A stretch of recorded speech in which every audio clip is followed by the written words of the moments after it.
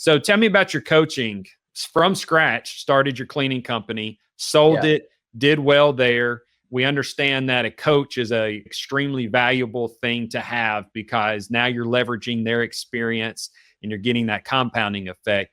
Then you move over and you say, let me see if this stuff is real. Let me see if I really got the magic. And then you do it again with the moving company.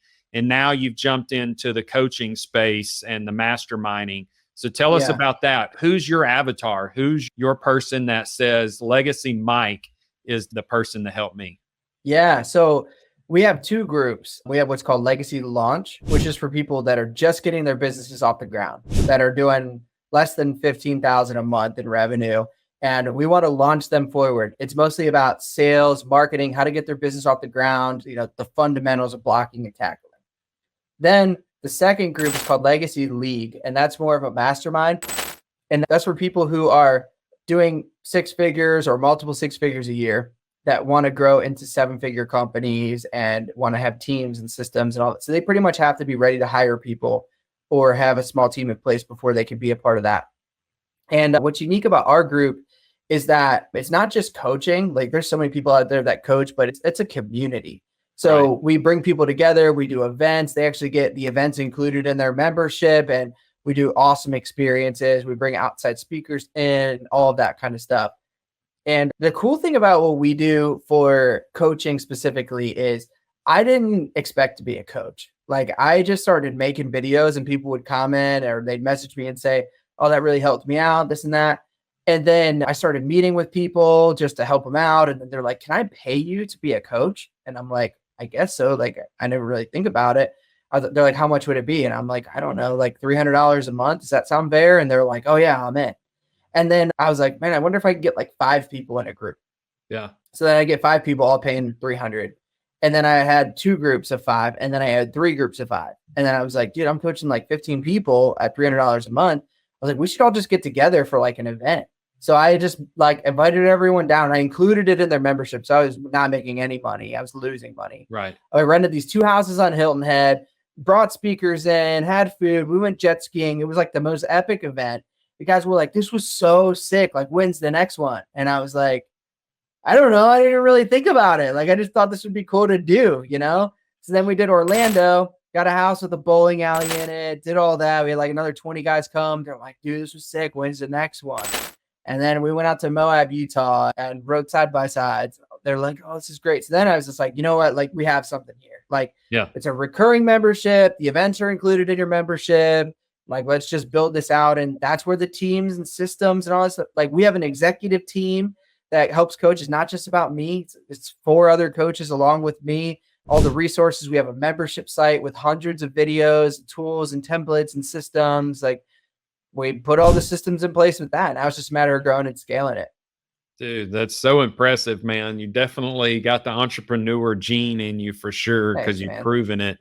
And your energy is just high level. So I can totally see how that you would be in that coaching space because there's that positive encouragement that says, dude, you can do this.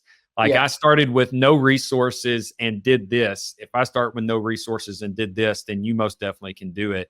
And I think that's where most people just don't realize that barrier of entry is not high. You just have to get past your own mental capacity of believing in yourself that you can go and do it. And the blue collar way is really a great way to enter into the owning your own business space because you can get into a blue collar field with very little startup. And then you can sit there and learn all of your education on YouTube to be the honest truth about it because so many people like yourself just puts free content out there and you absorb enough of it, you're going to understand this is what I need to do here. This is what I need to do there. And before you know it, you've got cash flow coming in. And when you're at capacity, you just start delegating off. Yeah. And then you have time to start building those processes and systems. So what do you want to see this mastermind grow to? Like, tell me, where's your goal at? Do you write down goals for like year, 5 year, 3 year? Yeah. So the goal is for our top level group to have 30 people by the end of the year. We have 11 right now. We just rolled it out 6 months ago, something like that. And our other group, our goal is to have 100 people in it. And we have 40 right now. So Nice. we're going to continue to keep growing it. And then next year would be to get 100 in our top group. And then I haven't figured out how many in the other group. But yeah, we just want to keep growing, expanding. And then the other thing about it is like we want the right people in it. So we're very selective. We turn a lot of people away. Like we want to make sure the quality of the group is good. So yeah, those are the goals for it. And we want to have successful retreats, and then a little bit of insider information for you that I haven't told anyone in our group yet, but I'm looking at doing 100-person event spring of next year. So nice. Do you know where you're going to put it yet? not 100% confirmed. No, not confirmed, but I'm looking at venues, looking at different experiences, because the most we've had out is like 25 people at an event. It's like, rent a big house and, the private pools and stuff. Now I'm like, how do we get like 100 people, Yeah. So is the membership, is that still covering their cost to go to the event minus? Yeah. So what is out of pocket cost if you're a member in your mastermind when these events happen? So for the smaller events, nothing. They just have to show up. They get to stay at the house. The bigger event, we'll have to evaluate and see, we'll probably get like a hotel center or something. They'd have to maybe book a room and their ticket. But I mean, right now, nothing. They just got to show up. They got to get a plane ticket. Yeah. Yeah. I want to just touch base on the business aspect side of your mastermind, because obviously it's a passion project for you. At least I believe most people with the mastermind, that it's a passion project, because there's such a feeling of gratitude when you get to see that you've helped someone else achieve their dreams. So you're being able to pour out your experience and you see others coming up the path of their dreams. But at the same time, this thing is spinning off revenue to you to pay you for your time, because your time is not cheap. I mean, you've got experience that's worth something. And the great thing about it is it's monthly reoccurring revenue. It's a subscription type model, which I have watched how gyms have that subscription type model. And most people, even if they don't plug into it, will still keep that membership rolling and that money flowing in. So kind of tell me what your thoughts are on the business side of this. And just give me your thoughts on that. Yeah. So the first thing you said about just helping people, dude, there's no better reward than that. I actually had a guy call me yesterday, and when he first joined the group, he was making $15,000 a month. He was stuck there for multiple years in a row. He was doing about $200,000 in revenue, and he's going to do $135,000 this month. Dang, that's awesome. Plugged into my mastermind 18 months ago, and he's got a recurring revenue in his business of $65,000 a month. So like he's already starting every month at 65, whether he sells or not. So it's pretty cool. What is it about your mastermind that I want you to answer the first question I asked, but sorry to interrupt. What is it about your mastermind that allowed him? What do you think that key was that allowed him to do that?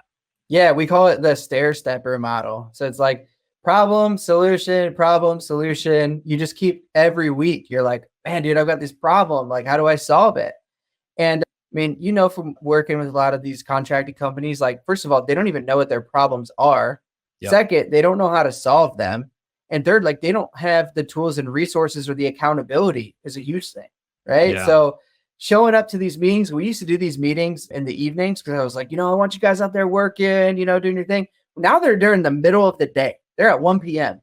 Because I'm like, guess what? You guys are going to get off the truck. That's what you need to do.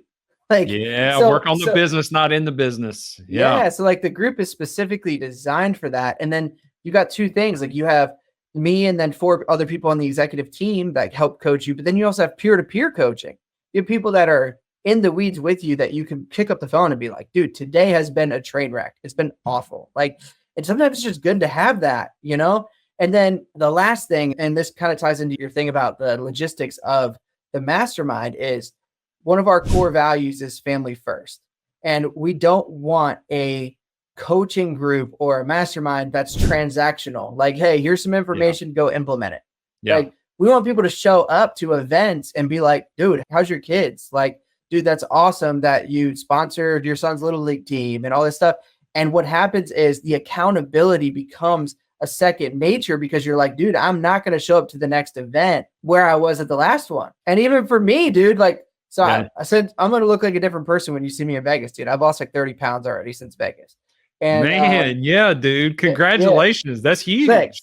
Yeah. But like, I started watching the videos of myself at events and I'm like, dude, I need to lose some weight. Like, I didn't realize I was that big, you know?